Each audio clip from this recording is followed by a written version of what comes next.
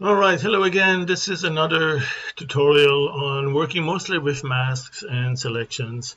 And in this case, I'm using some images from Foley. Foley Pro is his artist name. You may find him on Daz 3D with Daz Studio. There's particle effects. There's a bunch of, I think, image connections, and he sent me a few here. And I wanted to use this as an example on how to combine two images, right? Especially meaningful when you have something like this, where you have the colors in one JPEG image and you have a selection mask, essentially, a transparency mask, if you want to call it that, or opacity, actually, the opposite of transparency, in a separate JPEG image, right? So this one here, wherever it's white, it should be fully opaque. So you see whatever colors the color channel will contain. But there are some parts with holes, or there might even be some blurriness to it, some soft gray values to give it a semi-transparent appearance, especially along the edges. So what we'll do is we'll take a look at some of these three. Let's take this one here. This one has a couple of openings somewhere there you should be able to see. Let's say, for example, if there's a blue sky behind it, we should be able to see that. So here's the tree that we will want to have, and here is the selection mask. So let's switch right to Howler. And of course, one thing you can do is you can open it in something like your image viewers. There's plenty. I like Irfan View. I just double click and open it there, and then Control C to copy it. Now you can also drag and drop it or open it through the file menu in Howler. Many different ways to get it in there. What I'm going to do is simply Control V to put that image, not even in the main image here yet, simply to store it. So I'd like to store it. We'll create a stored copy of it. It only has RGB. It doesn't have an alpha channel. It came from a JPEG. And even if it did come from PNG, since I opened it in some other program, it probably lost that alpha channel. Especially if you copy it over to the clipboard. Keep in mind, I think the alpha channel doesn't have more than RGB. It doesn't keep the alpha channel there. So the transparency will be lost anyway. So here I'm going to open this one and copy that.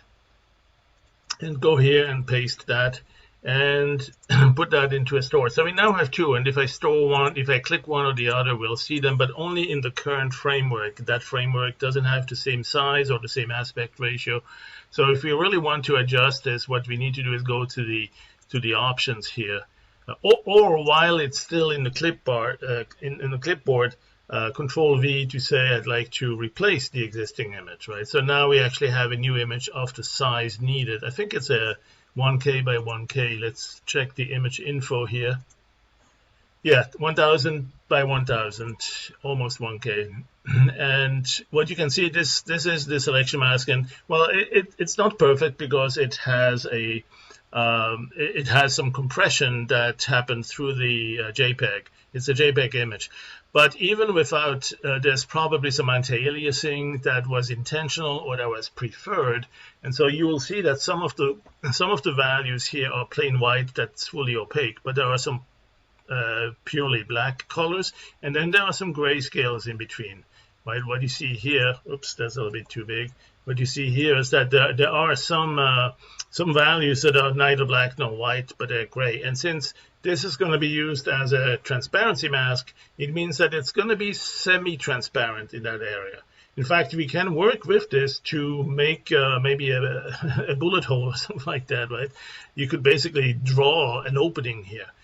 And if you didn't want a fully transparent opening, you could perhaps do something like a semi-transparent, something like that. So 50%. The slider here goes from 0 to 255. So if you go roughly to about 180, 120, something like that, 128, you'll be at 50% transparency. And that's just to get an idea. But I'm going to start actually with the actual original image. And we know this one needs to go into the alpha channel. So one way to do that, once we have it in the main image, is to ignore that and actually go something here, replace alpha. Well, no, that's not it, because that's assuming that we also stored an alpha image, a transparency mask. We need to get this grayscale image into the alpha channel. Now there's a couple of ways. One that I really like is to say, well, whatever my current alpha channel image is, I'm going to store it, because that stored copy now has another interesting feature. I can get the image that I'm looking at right here, get the image in here. Now that it's here, how do I get that into the alpha channel? Simply replace. So now you see the magic wand. I mean the marching ants, right? So well, it's barely visible, but it's there. And so now we have the alpha channel there. So if I now also click on this to put the colors in there, I now have the colors and the alpha channel, the selection mask. Right, so that's one way to do it. There's a couple of other ways. Let's explore one or two alternatives. I'm going to store this one, by the way. And remember, this now stores both the RGB, which you see in the preview, but also restores the alpha channel, the transparency mask. In fact, if you don't believe me, or if you want to check it, what you do is you clear the image, and you click this, and that doesn't restore the alpha. But you have the option to pull down for that stored icon to restore, to replace alpha, right? And there it is. Now there's also another option related to that, which is to use the image as alpha. So that's another thing. It's instead of using the alpha channel that already has a mask, if you have some sort of a good image in the RGB channel, you can use it that way. So I mean, really, plenty of different ways to skin this thing. I'm going to go and clear it. I'm going to go and clear the alpha. And in fact, I'm going to restore just the colors. Or actually, no, I'm going to restore just this color here, right? And that's where we could say, okay, let's use this image as a grayscale and use it as alpha. Well, it already is a grayscale. We're not going to lose anything here. But that's something to remember too, is that if you have actually a color image, it can still serve as a grayscale image when converted to grayscale internally. It can still serve as an alpha channel too. So here I'm going to load that and then click that. And that's another way that you can easily combine the two. Right, now let's take a look at yet another way, which is if you actually have the color image here, and then you switch to the swap image, which currently is still black, right? That's the backside of the canvas.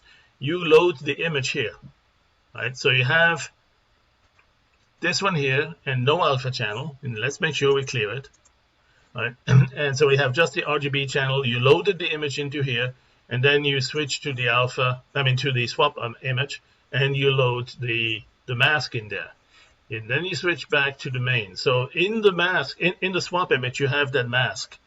And what you can do from the image menu, you can go and take alpha and say copy the swap image to the selection, right? So here we have a swap image. This black and white image is in the swap.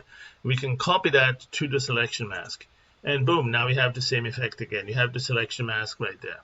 And then of course there's a couple of other ways to take that back out to your hard drive, to your disk. If you want to save it as a PNG, we saw earlier you can do a save. There's probably some general file converter and some other options that can export it as well. Not all of these will include the alpha channel, but one that certainly does is if you have it actually in the brush. So one thing I would recommend, for a couple of other reasons too, you'll probably want to stamp this or paint with this tree at some point. So one thing I would do is copy the whole selected as a brush. Right now that selection is on the inside. It's going to have a bounding box. Or you could say with a margin, you could say don't make the bounding box too tight, give it a little bit margin, so you could do that. And now it has that in the brush. In fact, you see a little preview changed up here. I'm going to go to the brush and store this, so you can see now this brush is, this stored copy of the brush has a transparent background, has a tree in it, and has a little bit of a margin around it. Not always desired, but certainly something great to be able to use. Now I'm going to click this to make sure that that's my current. I don't need this selection mask anymore. That image, that brush, you can also save now here under the Save menu. Save it as a PNG image file or other formats. Just make sure if you need the selection mask, that transparency on the background, make sure you save it in a format that actually supports that. JPEG is not one of those formats. If you save JPEG, it's going to be only red, green, blue channels, and it's going to be compressed, so it could also add some extra compression side effect depending on the quality of that JPEG you ask for. But certainly PNG is an option here. Now, one thing I'm going to do is actually create a so I'm going to create a new image here, completely new image of different size. Let's make it 1920 by 1080. It's actually too big to fit on my screen. And I still have this brush here, so if I pick this, I can paint with that. Right now, this one is not full size. Maybe I need a little bit bigger. I can also do a couple of other things. I can change the color of it randomly. Right. So under the settings, you have some random groups here. Speed scale, random position. So you can make sure that it's not going perfectly along the path of your mouse. If you want to have a little bit of randomness to that random position. Right, so something like that. So you can see it's kind of going up and down a little bit. You might give it a little bit more.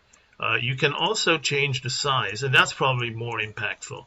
Here now you have a set of small and big trees, and you can even make that a function of maybe the speed at which you're painting. The step distance too, you might want them a little bit farther apart, so they're not coming too close together.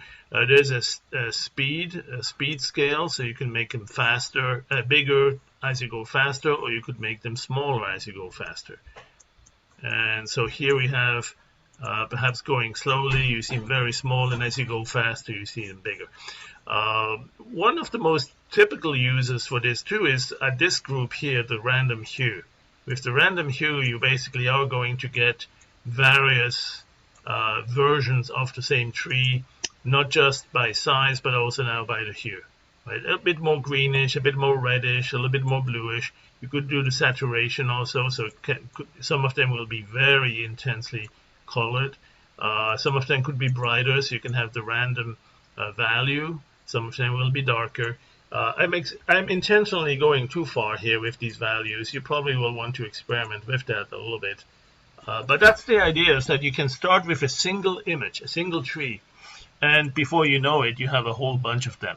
Now, one thing that happens too is that you want them to change size based on some sort of a cue in a perspective view. So you have a view that says, well, back there they should be small, and so if you go slowly, they will appear small, but you can't prevent from occasionally having a little burst and it goes too big.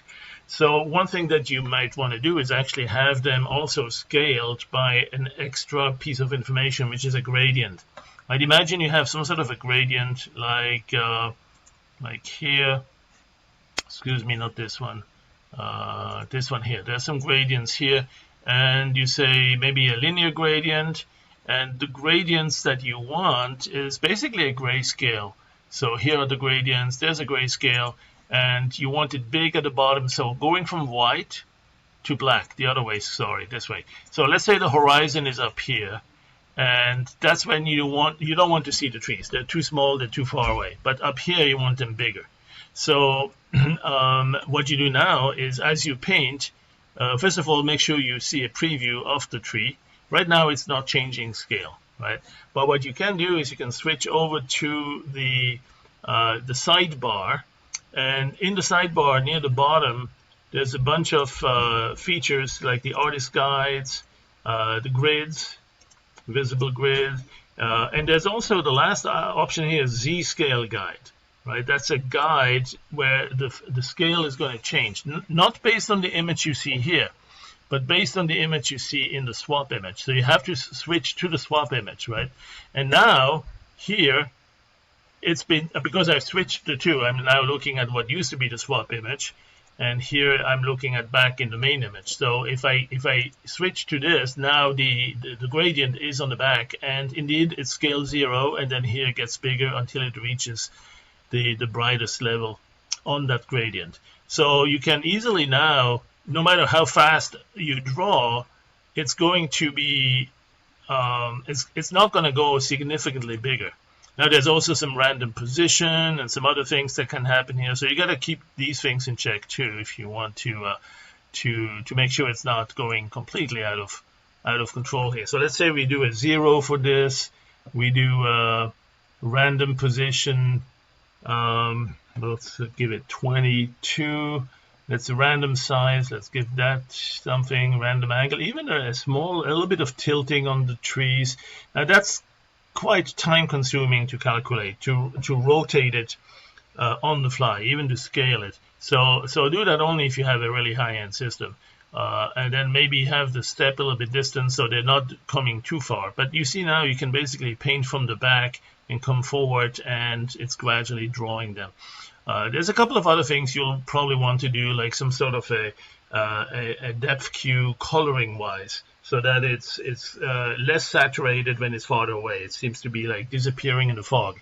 That's something you can do with a filter later on, a fog filter with the distance gradient or something like that.